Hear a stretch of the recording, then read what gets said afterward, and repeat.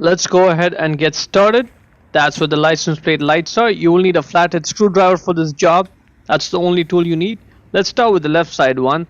Get the screwdriver and use that to press on that clip, and let's get the light out. Now it's very likely you're going to slip up like this a couple times, so just be patient with it. The trick to doing it is once the clip is pressed on, apply some force inwards and then try to pull the light out. The force applied inwards is going to help you get the light out. Good. Once the light is out, all you have to now do is just grab onto the bulb holder, hold the lens with the other hand, and then twist the bulb holder left to loosen it, and out it comes. To get the bulb out, just grab the bulb and pull it out straight. The bulb size is 168 or 194. Again, 168 or 194. Get the new bulb and push it back in the bulb holder. Put it back into the light, and once it sits in flush like this, just twist it right to lock it in place, and that is good. When you put the light back in the body, the opposite side of the clip should go in first, and then press the clip side on, and the clip should just snap on, and that is good.